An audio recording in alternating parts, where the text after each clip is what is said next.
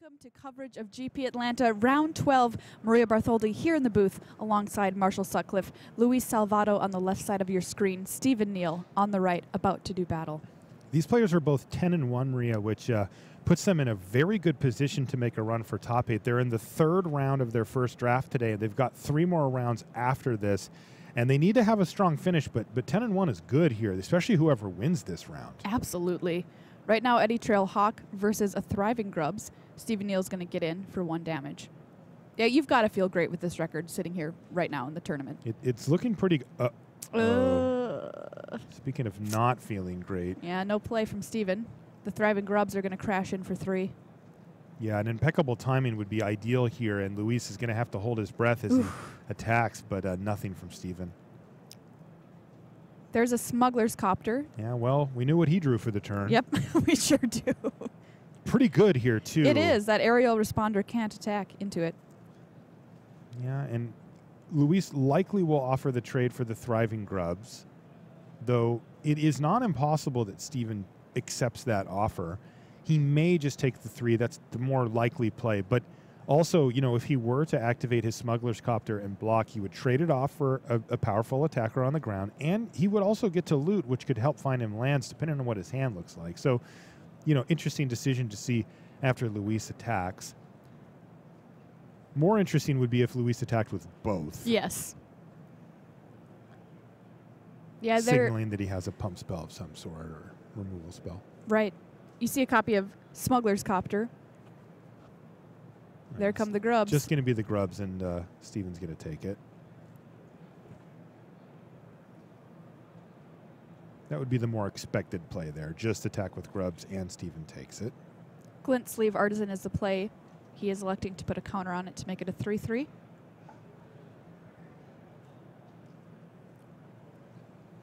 Can match up well against the Copter, should it ever want to attack.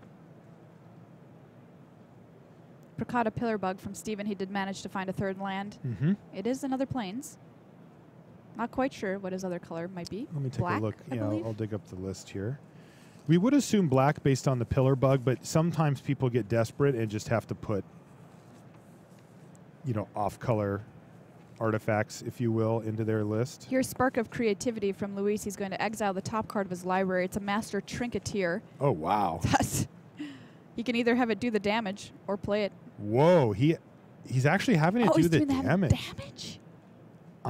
I am surprised by that. He must have a very direct line to victory here, because Master Trinketeer against an opponent who's missed lands and has only showed you white mana is an absolute bomb. Oh, it is.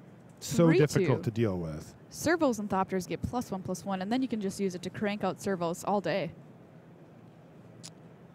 Stephen's second color is black, okay, as you predicted, by the way, Maria. So good call there. And he's heavy white. Way more white cards than black. Luis plays a Sky Skiff. Pass the turn back. Oh, man. Stephen, what the?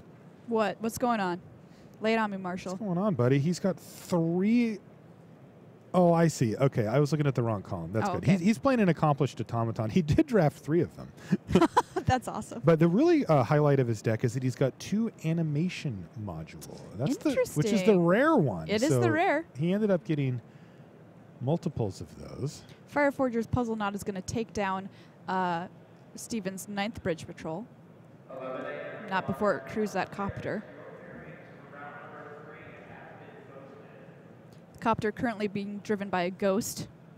Very spooky. And Luis just crashes in.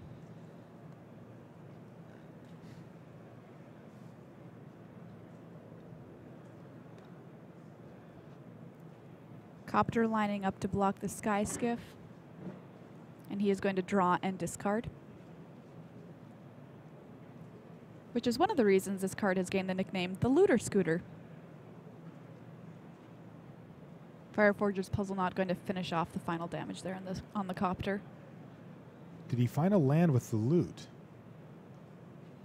Oh, there's a swamp in it. It looks like he did. Yeah, he did. Yeah, and he drew one off the top as well. Weaponcraft Enthusiast coming along with a couple of servos. It's going to help shore up the board. not going to slow Luis just down, gonna though, attack. is it? Yeah, no.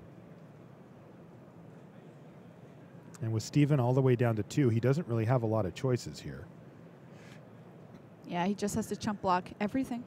Yeah, he did actually get to trade. One trade. But still, that's probably game. Yeah, that is Luis Salvatto taking game 1 there against Stephen Neal.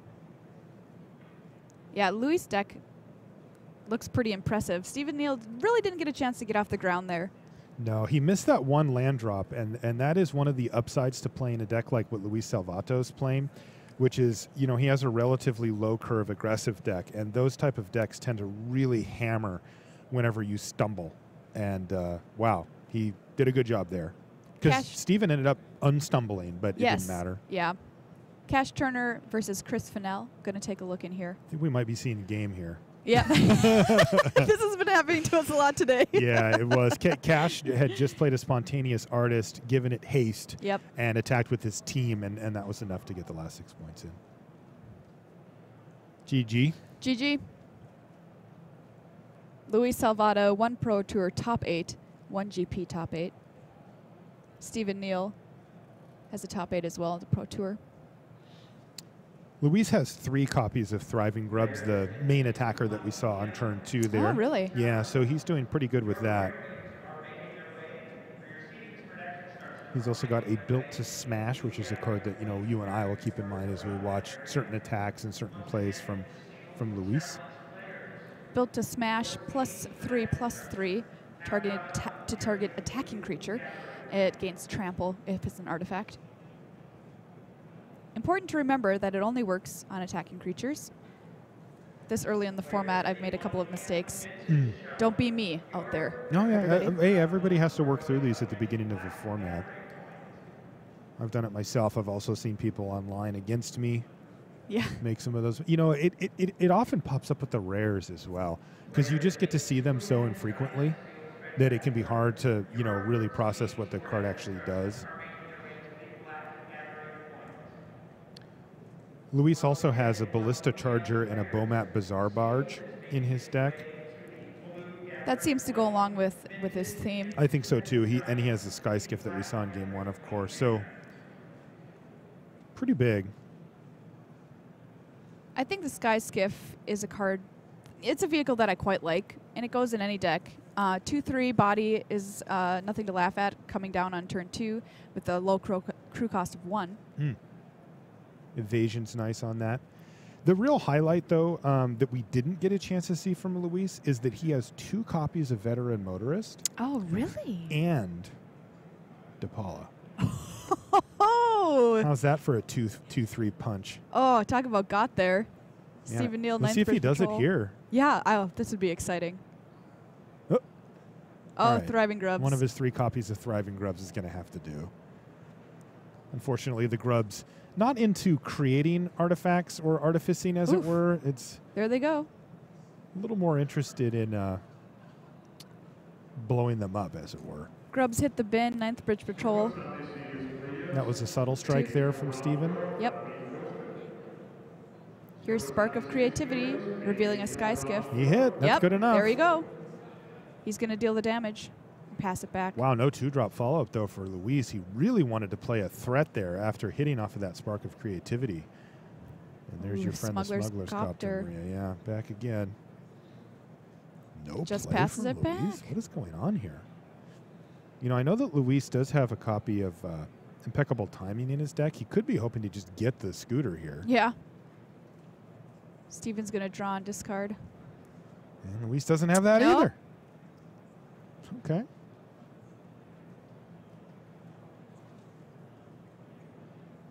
Yeah, you got to see another flying goat. I did.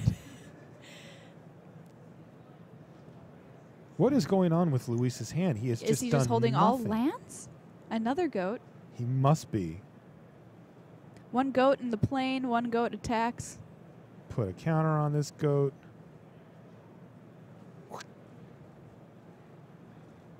Draw a card, discard one of them. My goodness.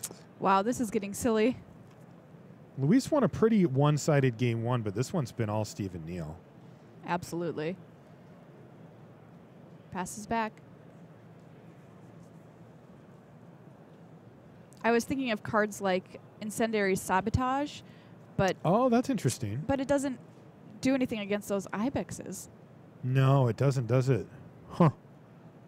Herald of the Fair is the play for Luis. That was the big payoff here on turn 6. Ugh.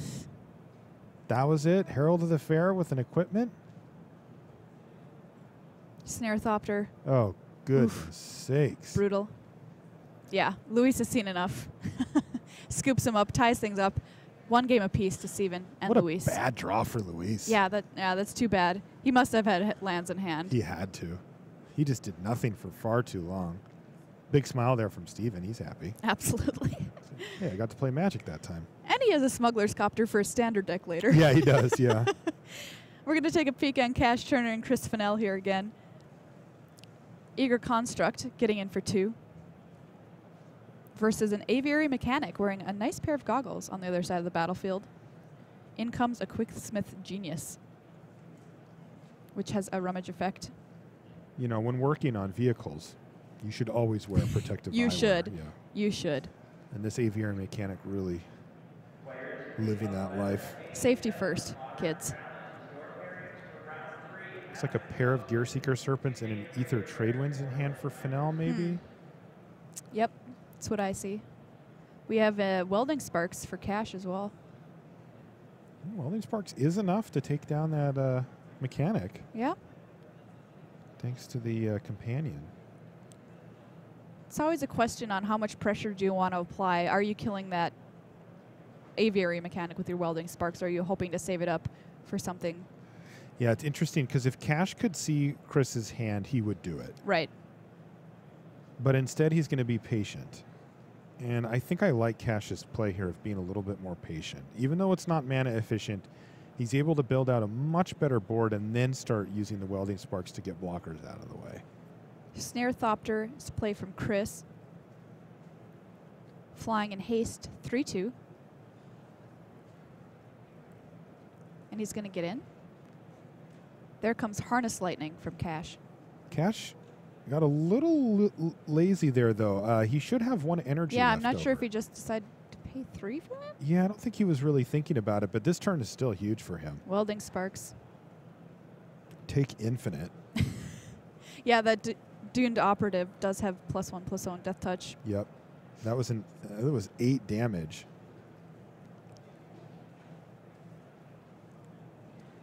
We'll stay here. Our main match is going, but we want to see how this plays out here. Yeah, this one could be over quite quickly. If it goes for a while, we'll jump back over, but Ether Tradewinds. yeah, Sending that Genius back to Cash's hand. Ooh, picture in picture. All right. Have our cake and eat it too.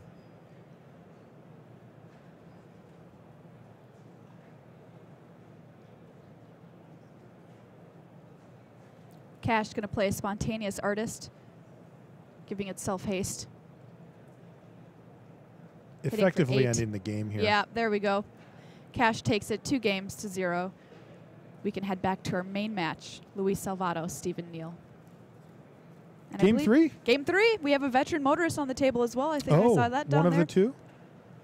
Oh, and DePaula. Dear God. Nice. All right, Steven, you've got your work cut out for you here, buddy. Does he ever?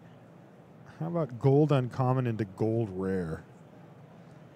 Weaponcraft Enthusiast electing to put the Fabricate counters on itself rather than make servos. Let's just hope Luis has a vehicle because I want to see some crew action here. Thank you. Bomb Bazaar Barge draws a card. 5/5 for 4. Fits in any deck. It's going to be a 7/7. Yes, it is. Harsh Scrutiny, the play from Steven. Going to take a look at Luis's hand. You can either nab that Master Trinketeer, the Propeller Pioneer, or the Ruinous Gremlin. Does get a scry. It's kind of interesting. You know, in the immediate sense, the Propeller Pioneer probably is the biggest threat, but going down the line, the Trinketeer is clearly the most powerful card here. Right. Trinketeer is a major issue if this game goes long. Yeah, he's going to take that. The question for Steven is just, is this game even, like, is it even going to go long? I think he has a Wisp Weaver Angel in hand. Okay. So there's that. Fragmentize. Okay. That helps a lot. Yeah, it does. That was a big turn for Steven. 2 one-mana spells, but they both had a good effect on the game. Here's a look at Depala Pilot Exemplar. She's a 3/3 for 3. Dwarf Lord. All dwarves you control get +1/+1. Each vehicle gets +1/+1 as long as it's a creature. And when she becomes tapped, you may pay X and reveal the top X cards of your library. Put all the dwarf and vehicle cards from among them into your hand. It's a nice way to reload later in the game. I wouldn't be surprised to see Luis just put a counter on the Pioneer here, as it's a good threat in the air. Hey, look. Another Propeller Pioneer. Yeah, now you can see that Steven is going to counterpunch here by making a servo because his Pioneer actually trades off for the 3/2 Pioneer on the other side, meaning that the servo is kind of free, since Steven's the one who's looking to block. There we can see just how flexible a mechanic Fabricate really is.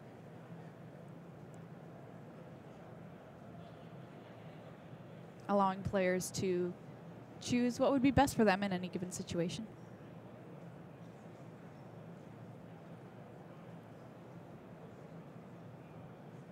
I really do like the flavor of Luis's deck, though, so I'm going to give him a few flavor points. Okay, I'm sure he'll take those and put them in his pocket. He's a little more concerned with match points at this point, but he'll take your flavor points from Maria. Those are hard to get. Yeah, they are. Don't just hand them out willy-nilly. No. One thing that Luis may consider doing in this middle part of the game is just attacking with Depala and just dumping all of his mana in for, in this case, to look at 6 cards. And then if he does that, he gets to keep all the dwarves and vehicles that he finds there. And yes, Depala will end up trading off for something on the board that's probably not quite as good as Depala is, but he could find maybe 2, or if he's really lucky, even like 3 cards, you know, to cast. Propeller Pioneer getting in for a hit from Steven. What is this? There's the Wisp Weaver Angel. Oh, jeez. Gonna blink the Pioneer, play it again, make another servo.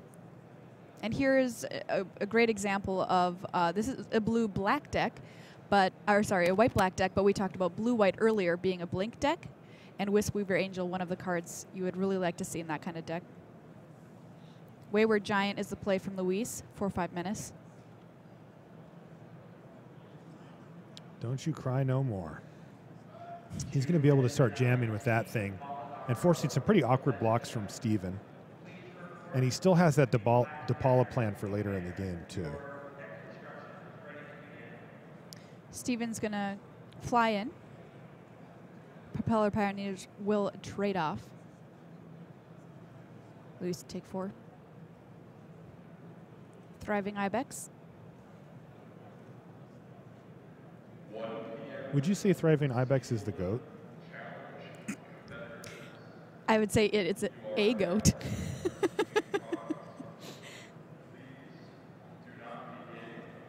Another 2 lands off the top, and yeah. I do wonder if it's getting time for Depala to just trade in. It's getting a little bit worse as with the Thriving Ibex. Now there could just be a double block, so it'll effectively trade for a servo. Yeah, especially if the Giant is coming in for an attack as well. Mm.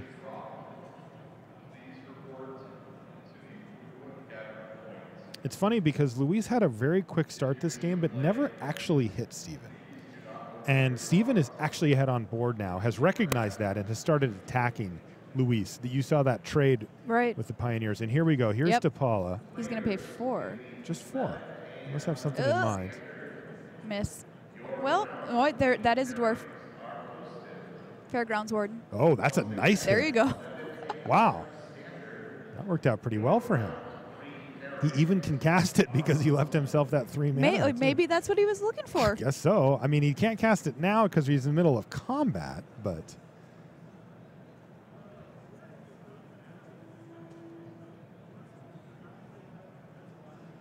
Steven lining up some blocks here.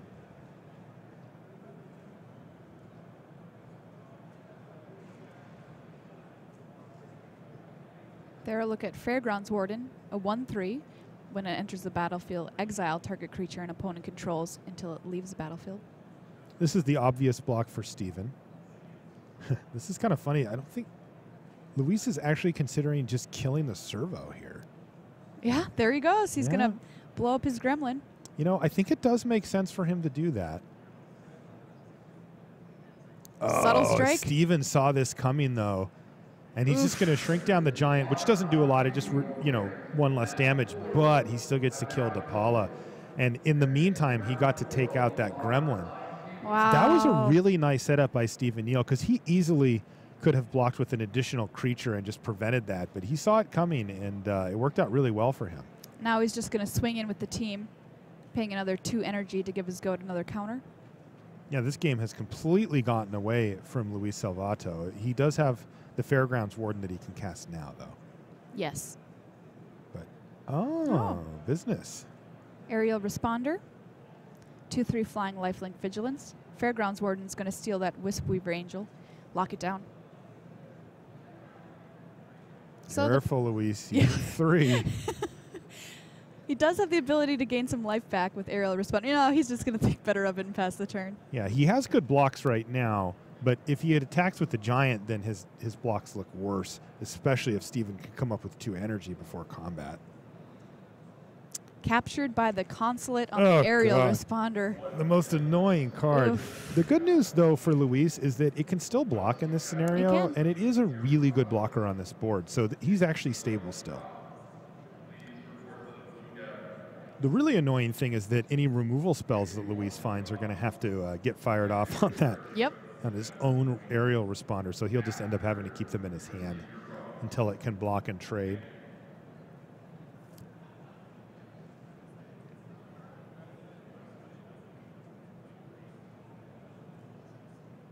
Sad little lonely welding sparks.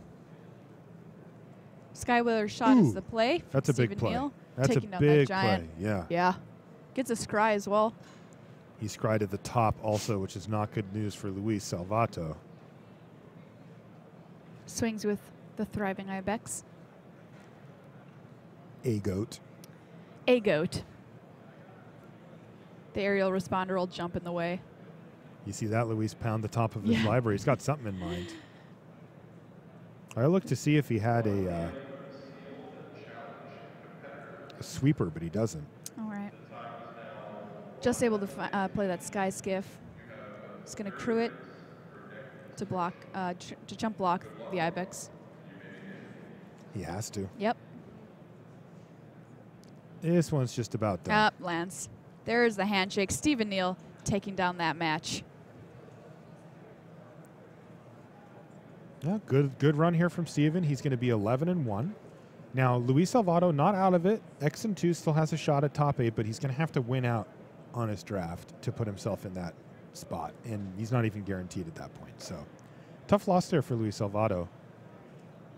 Yeah, I think both players had really good decks. It was just a matter of how they played out each round. Yeah. Each of them got a little unlucky at certain points. Here we're going to take a look at Neal Oliver versus Kenneth Cordell. Kenneth up a game.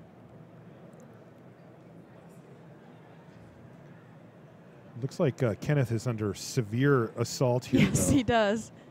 Smuggler's Copter making an appearance once again. We have an Oval Chase Dragster coming in, Sky Swirl Harrier, Apricota Pillar Bug, blocking one of its own kind. See those 2 servos behind the front line there. Those are the ones that he used to to crew. Yeah, crew cost of 1 on both of those vehicles. Yeah, pretty insane. Passes back. Kenneth's at 1.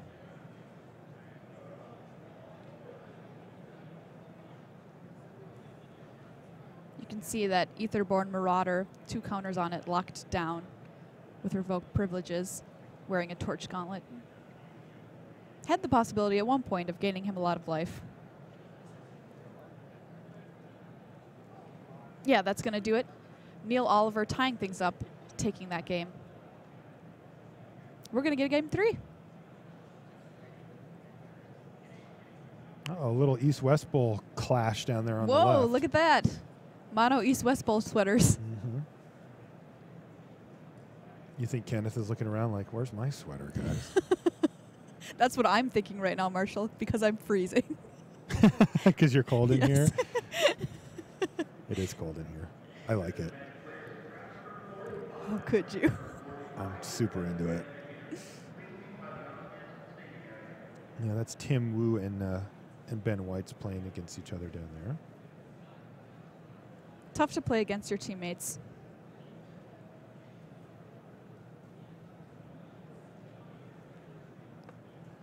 My podcast co-host Megan and I often find ourselves paired against each other at tournaments. It's the worst. We did actually play against each other at a GP. Did you really? Yes. What are the chances? Your podcast partner. Do you consider her a coworker, acquaintance, friend? I would say friend. All right. Yeah, the people I do podcasts with are strictly coworkers for me. So. I understand. So here in Kaladesh, we've got a few fun new mechanics, vehicles, energy, fabricate. What's your favorite sort of new thing that's been introduced, Marshall? Definitely not vehicles. It's definitely fabricate. Fabricate. Yeah, I just, when they come out with new mechanics, I definitely enjoy some of the flashier ones, but the ones that really I think are like, all right, guys, nice work, are the ones where it's subtle and simple, Yeah. but it has a profound effect on the game. And I think Fabricate meets all of those requirements. It's very easy. You read it, you're like, oh, okay, I can either have creatures or counters. It's a simple decision that, even a relatively new Magic player goes, okay, I get it. I can do one or the other. Right. But the impact that it has on the game is huge on which one you choose. And, I found that generally speaking, I've been making servos. But it has not been 100% of the time by any stretch. No. It's been probably somewhere around 75% of the time I've probably made a servo. But the times when I haven't, it's really important. Like a good example was that game we just saw, where we saw Neal Oliver with the pair of servos that were crewing vehicles. Right. It was too fast to really sort out how that entire game played out. But if Neal didn't have those and he had put +1/+1 counters on his creatures, he would not have nearly as good of an attack as he had there. And that's the kind of thing that if you plan ahead, if you understand whether you're the one who's trying to beat down or not, if you understand what kind of creatures your opponents could play, then you can make better decisions with that. And again, I love that depth on such a simple mechanic. Right. And very clean mechanic as well. Apparently, Wu is known as the draft master by Team East-West Bowl. And Ben said, I have to play the draft master upon realizing his opponent. All right, we're getting into game 3 here. I think maybe we should say a draft master. A draft master. Yes. All right, game 3. All right, game 3, pair of swamps Yay. to start things off. Duned operative from Kenneth. Just a 2/2 right now. The play from Neal, also a Duned operative. Dueling dunes, as it were. They do have the potential to become 3/2s with Death Touch if an artifact is on the battlefield under your control. Kenneth potentially offering the trade here.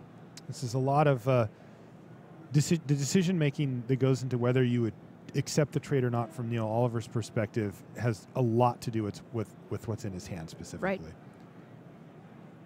Foundry Screecher is the play. Another card that really likes to have an artifact in play. Yeah. Cordell's board, if he plays an artifact next turn, he's got 6 power, 3 of it Death Touch, 3 of it flying. It's pretty good. Off of 2 commons. It's pretty good. Neal Oliver also on black-white. Playing a Pricata Pillar Bug and swinging for 2. Or sorry, 3 now because of the Pillar Bug. That's right. Making the trade a little more interesting for Kenneth, but he elects not to take it. Maybe he's got a Pillar Bug of his own. The decks at this point appear to be similar. taps 4 for Propeller Pioneer. He's going to spread things out and make a servo. And this is what we were talking about a minute ago, Maria. Like, this is where making a servo makes a huge difference on the board, where Kenneth could have put a +1/+1 counter on and had a much, much worse board. So I like that versatility. Yeah, so do I. Neal wondering if he's going to take the trade here with his Pillar Bug, which is a little more meaningful because of the fact that he has a Doomed Operative on the table. In hand, we spy a Revoke Privileges from Neal.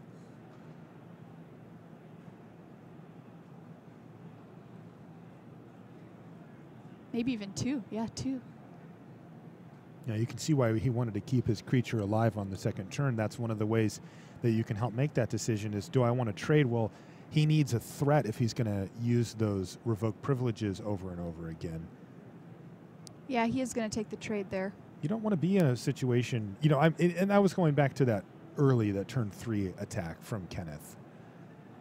Now he feels like he's falling behind enough that he does want to make a trade. Cogworker's Puzzle Knot is going to make a servo. Doomed Operative attacks for 3.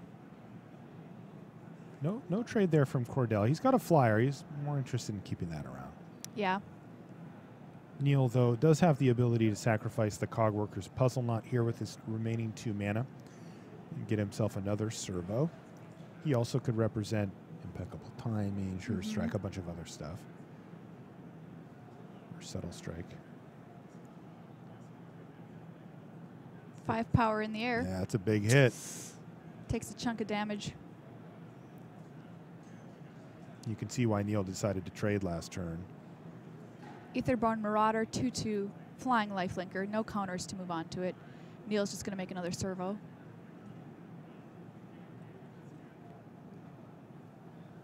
A little bit awkward here for Neal. Yeah.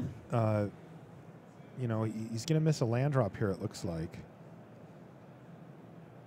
Also in hand for him, a Skywhaler Shot, which can currently only shoot the Foundry's creature. He is going to need to start deploying removal pretty quickly here. Yeah, you're right, Marshall. He has plenty of removal in hand, but not a lot to back it up with. It's also just difficult for him because it looks like he's going to be playing basically 1 spell a turn for the foreseeable future. Swings with the Doomed Operative. Kenneth will take the damage. Yeah, Neal's confident that Kenneth does not want to trade his 2/2 flying lifelink, which is going to garner 2 of the 3 damage back on an attack next turn anyway. And it looks like it is going to be the Skywhaler Shot here for Oliver.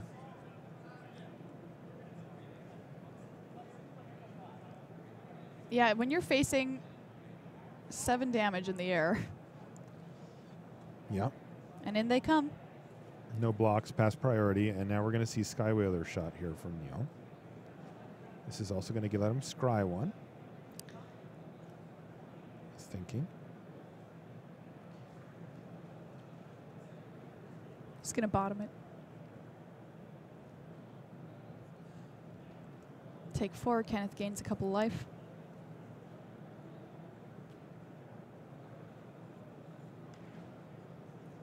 Neal drops to 6.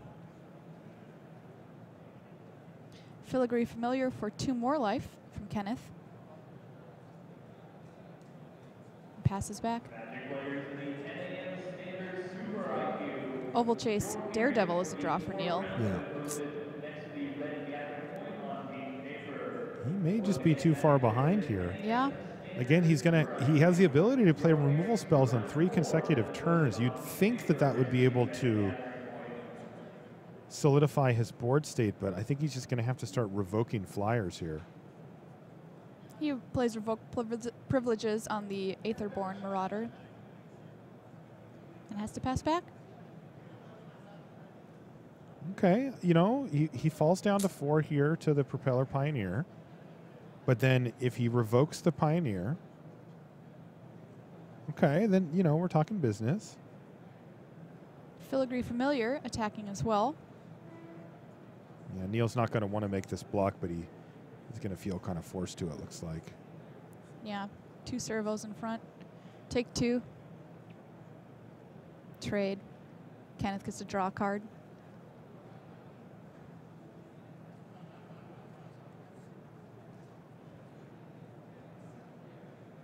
Plays his own Caterpillar Bug and a Lawless Broker. Goodness sakes. Wow.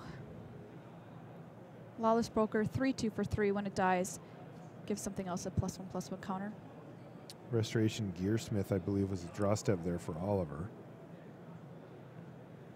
Yeah, I was wondering who was going to get that Gearsmith. It was him. He also has a Cabal Council of Allocation in his list, which is, that card's pretty powerful too, but man, he just, missing these land drops has just made it tough for him.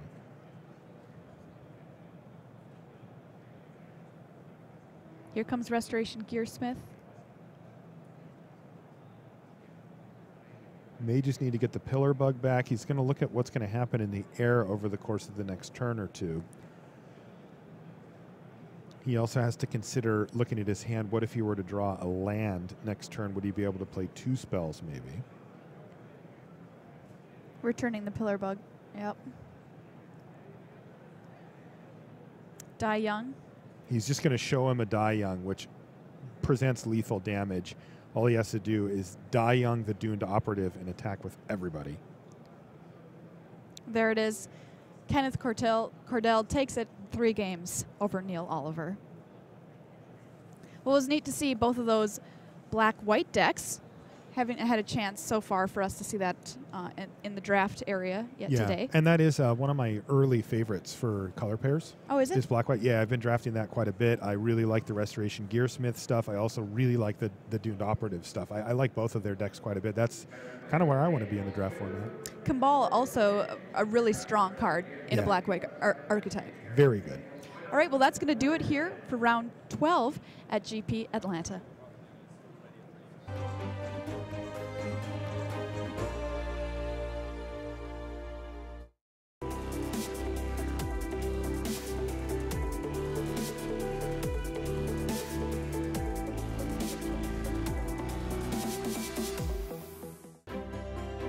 Play with new artifacts, crew fantastic vehicles, and invent your next ingenious deck with Kaladesh this weekend. Pre-release events are happening now on Magic Online. For more information, visit mtgo.com. Up your game with Ultra Pro Magic the Gathering accessories. Find the best Magic art on card sleeves, deck boxes, playmats, and more. Visit ultrapro.com to learn more and find a retailer near you.